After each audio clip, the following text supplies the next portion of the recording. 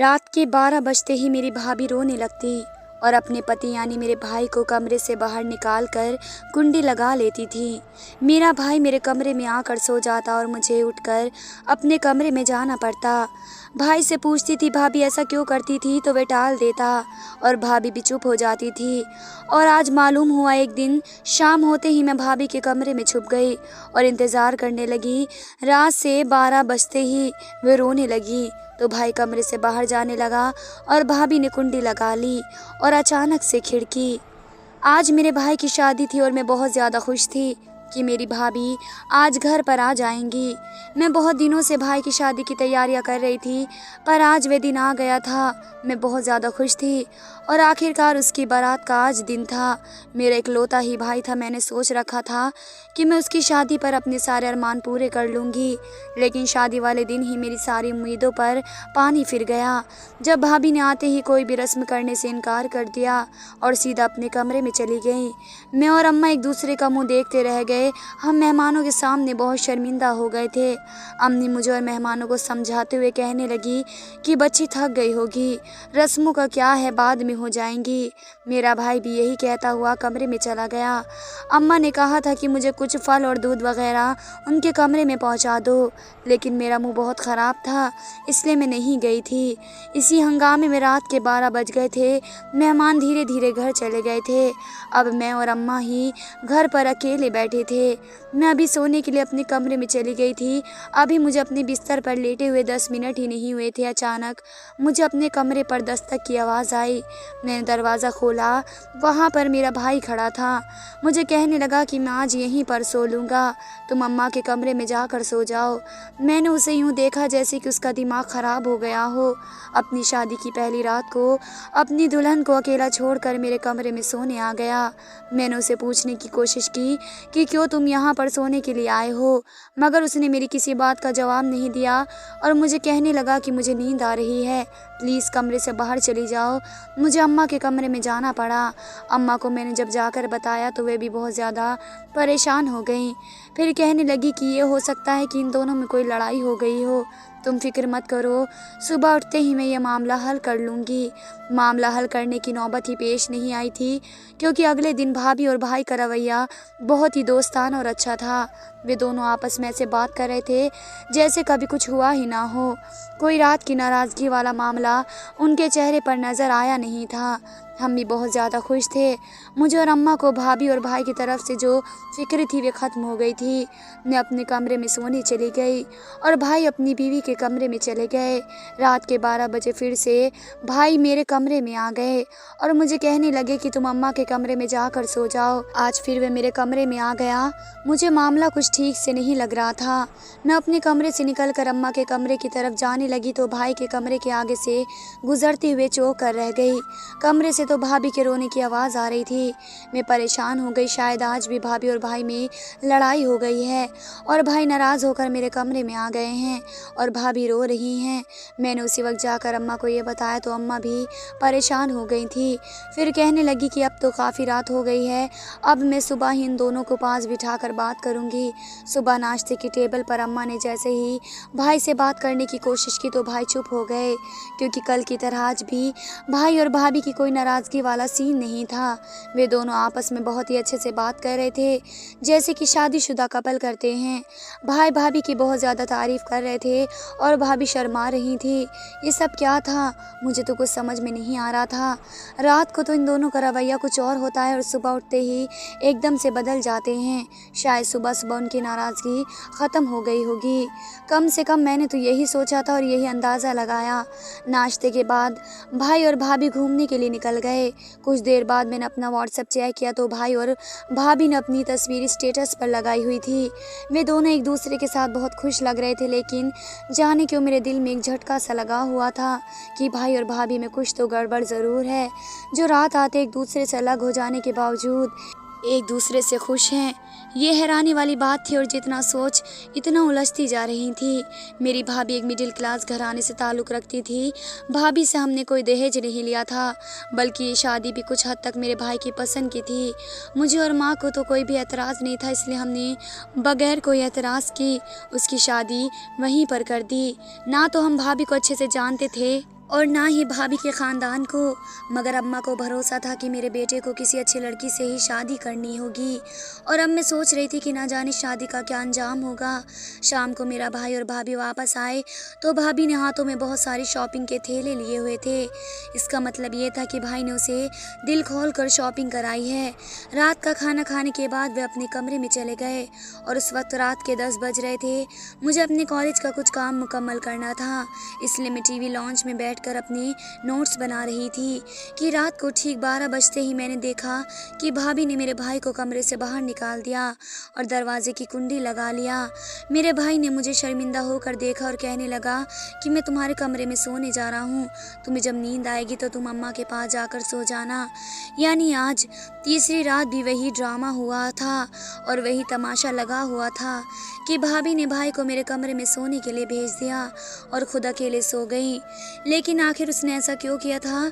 जब वे दोनों अपने कमरे में गए तो उन दोनों का मूड काफ़ी अच्छा था और फिर उनके कमरे में से लड़ने की आवाज़ भी नहीं आई थी, जिससे बिना पर मैं यही समझती कि उनका आपस में कोई झगड़ा हुआ है। वे तो बिल्कुल खामोशी से कमरे से बाहर आ गए थे। इसमें क्या राज था, इसमें क्या बात की? मैंने अम्मा के कमरे में जाना मुनासिब नहीं समझा, क्योंकि मैं अम्मा के कमरे में जाकर फिर से सब कुछ बताती तो परेशान हो जाती।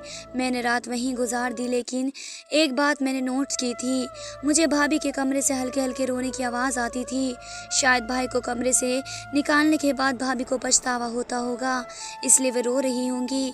फिर मैंने सुबह उठते ही देखा कि भाई भाभी के कमरे में चले गए और वे दोनों नाश्ते के लिए दोनों अपने कमरे से बाहर निकले और उन दोनों को देखकर लग नहीं रहा था कि वे एक दूसरे से नाराज़ हैं। वे हंसते मुस्कुराते हुए नाश्ते की टेबल पर आए। नाश्ते के बाद मैंने अपने भाई को कहा कि मेरे साथ आओ, मुझे तुमसे कुछ बात करनी है। मैंने साफ साफ कह दिया कि तुमने ये 3 दिन से क्या तमाशा लगा रखा है? क्या तुम्हारी बीवी से किसी किस्म की कोई नाराज़गी चल रही है जो तुम्हें कमरे से बाहर निकाल देती है और तुम्हें मेरे कमरे में आना पड़ता है? मेरा भाई मेरी बात सुनकर घबरा गया और बात को टालने के लिए कहने लगा, नहीं ऐसी तो कोई बात नहीं है, तुम गलत सोच रही हो।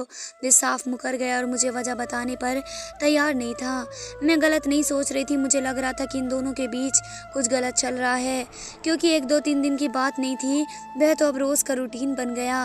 रोज़ाना रात के 12 बजते ही मेरी भाभी दरवाज़ा खोलकर मेरे भाई को बाहर निकाल देती और दरवाजे की कुंडी लगा लेती थी और मेरा भाई मेरे कमरे में आकर मुझे बेदखल कर देता और मुझे अम्मी के कमरे में जाना होता था। भाभी के कमरे में सारी रात रोने की आवाज़ आती रहती। भाई से पूछने की कोशिश की तो उन्होंने भी बताने से मना कर दिया।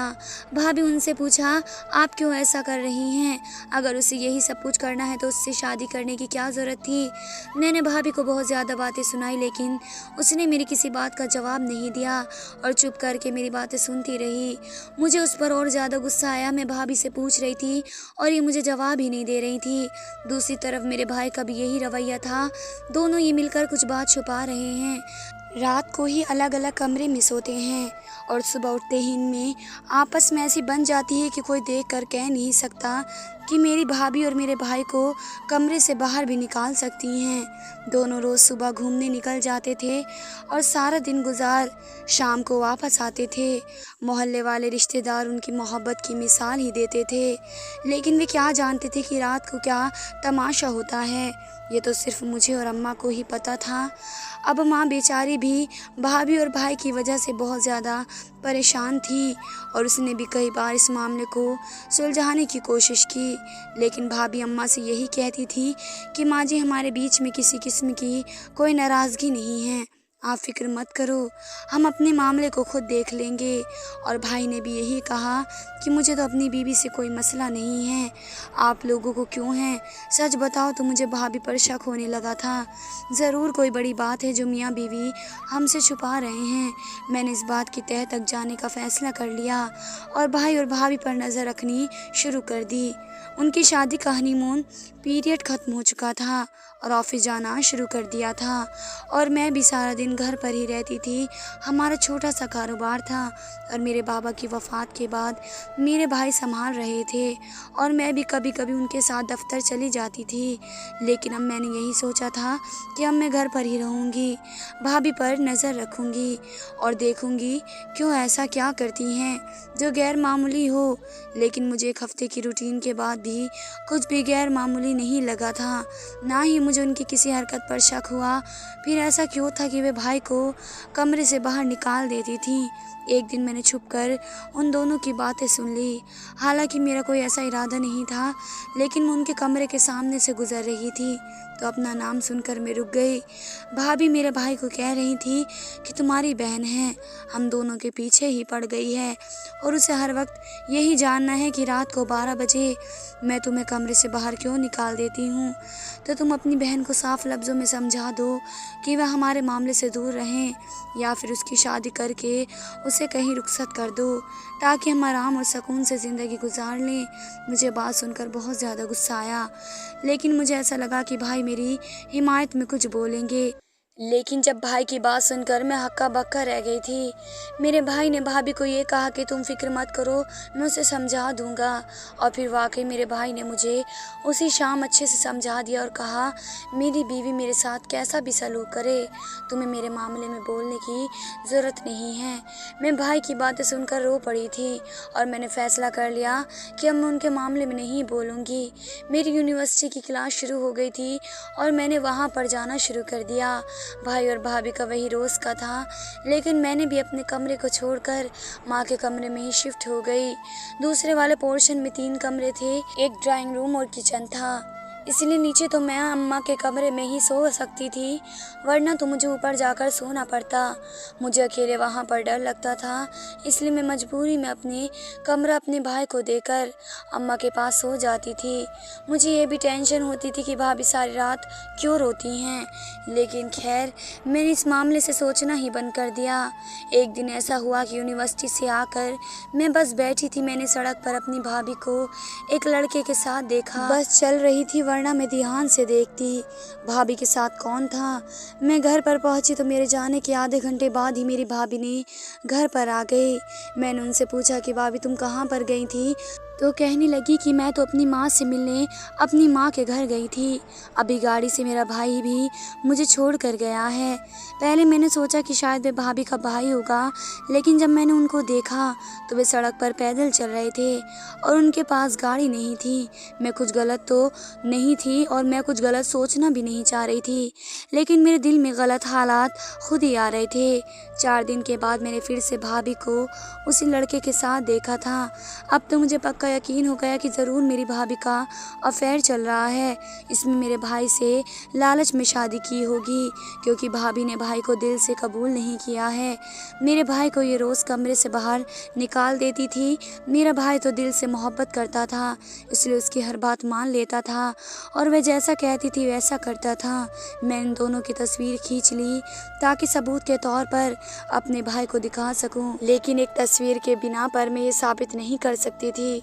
मुझे और भी सबूत ढूंढने थे ताकि मैं अपनी भाभी का पर्दाफाश कर सकूं। मैंने सोचना शुरू किया और आखिरकार एक प्लान मेरे दिमाग में आ गया।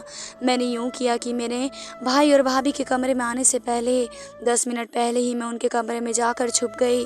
मैं देखना चाहती थी कि उनके बीच में ऐसा क्या चल रहा है, ये आपस में क्या बातें करते हैं और भाई को कमरे से निकालने के बाद भाभी कमरे में क्या करती हैं। इस कमरे में एक खिड़की भी थी और मुझे तो यही लगता था कि शायद वे अपने बॉयफ्रेंड को यहीं से बुला लेती हैं, इसलिए खिड़की खुली रखी है। मुझे अपने बेवकूफ़ भाई पर गुस्सा आया। वे जानबूझते हुए भी इस लड़की से पागल बन रहे थे जिसमें इसका कोई इंटरेस्ट नहीं है, बल्कि वे लड़कों के साथ मिली है। इस समय मैं छुपने आई तो साथ में अपना मोबाइल भी लेकर आ गई ताकि मैं सबूत के तौर पर वीडियो रिकॉर्ड कर सकूं। 10 बजे मेरे भाई और भाभी कमरे में आए और वे रोज़ के मुताबिक बातें करने लगे। उनकी बातों में ऐसा कुछ भी नहीं था जिससे कि मुझे अंदाज़ा होता कि वे एक दूसरे से नाराज़ हैं। 2 घंटे तक एक दूसरे से बातें करते रहे और मैं बोर होती रही। मैं तो बस ये चाहती थी कि जो भी करना है वे जल्दी करना। ठीक रात के 12 बजे और घड़ी पर मेरी नज़र पड़ गई। मेरी भाभी उठ गई और भाई को कहने लगी कि 12 बज चुके हैं, अब तुम्हें जाना होगा। मेरे भाई ने प्यार से उनके गाल पर हाथ रख कर कहने लगा कि ठीक है, मैं जा रहा हूँ, मगर तुम प्लीज़ अपना ख्याल रखना। भाई को दरवाजे से बाहर निकाल कर और अंदर से कुंडी लगा ली और फिर आकर बैठकर किसी को कॉल करने लगी। मेरा अंदाज़ा बिल्कुल ठीक था, यहाँ कुछ तो चल रहा था जिससे मैं अनजान थी और शायद मेरा भाई भी। मेरे शक को आग मिल गई थी। भाभी किसी बंदे के साथ मिली हुई हैं और वे कॉल पर बात कर रही थी जिसे मैंने उसे मिलते हुए देखा था। आधे घंटे के बाद मैंने भाभी को कमरे का दरवाज़ा खोलते हुए देखा, वे बाहर जाते हुए देखा। मैं भी उनके पीछे पीछे जाने लगी और वे गेट की तरफ जा रही थी। उसने दरवाज़ा खोला और एक शख्स घर के अंदर दाखिल हो गया, जिसे देखकर मेरे कदम ज़मीन में जम गए, क्योंकि वह तो वही लड़का था। अब तो मुझे पूरा सबूत मिल गया था कि मैं बस यही इंतज़ार कर रही थी कि जैसे ही भाभी उसे कमरे में लेकर जाएंगी, मैं शोर मचाकर सबको इकट्ठा कर लूँगी और भाभी की असलियत सामने लेकर आ जाऊँगी। भाभी उस लड़के को लेकर कमरे में जाने ही वाली थी, मैं उससे पहले ही उसके कमरे में दोबारा जाकर छुप गई। थोड़ी देर बाद मैंने कमरा देखा कि वे दोनों कमरे में चले आए और इससे पहले कि मैं उठकर शोर मचाने का सोचती, आहिस्ता से दरवाज़ा खोला और मेरा भाई भी कमरे में आ गया। भाई को देखकर मैं दंग रह गई। क्या चल रहा है? क्या मेरा भाई इतना बेगैरत हो गया है कि अपनी बीवी के बॉयफ्रेंड को सामने देखकर भी उसे कुछ महसूस नहीं हो रहा, बल्कि वह तो उससे बातें कर रहा था और उसका हाल पूछ रहा था। मुझे ये देखकर तो बहुत ही ज़्यादा गुस्सा आया और मैं खुद पर काबू नहीं रख सकी और अलमारी के पीछे से निकल कर आ गई थी। वे मुझे देखकर हैरान रह गए थे। मैंने कहा कि भाई ये सब क्या चल रहा है? लड़के और भाभी का फेयर चल रहा है। मैंने 2 से 3 बार इन दोनों का आपस में बातें करते हुए देखा है और आप इससे हाथ मिला रहे हैं, बजाय इसके कि आप भाभी से जवाब मांगे, इस लड़के को घर से बाहर निकाले। भाई तो बिल्कुल ही चुप हो गए। मेरा भाई कहने लगा, हाँ, पर जो कुछ भी चल रहा है तुम नहीं जानती हो और ना ही जान सकोगी, क्योंकि तुम्हारी आंखों पर तो अपनी भाभी की नफरत की पट्टी बंधी हुई है। आज जितनी भी मैं तुम्हें सच्चाई बता दूं, तुम उतना ही गलत देखोगी। मैं तुम्हें बताना नहीं चाहता था, लेकिन मैं नहीं चाहता हूँ कि तुम मेरी बीवी के किरदार पर सवाल उठाओ, इसलिए मैं तुम्हें सब कुछ बता रहा हूँ कि यहाँ पर क्या हो रहा है और क्या होने वाला है और क्या होता रहा है। मैं जानता हूँ कि मेरी बीवी इस लड़के से मिलती है और मेरी इजाज़त से ही ये दोनों मिलते हैं। और जानना ही चाहती हो तो सुनो, ये डॉक्टर है और शहर के जाने माने डॉक्टर हैं।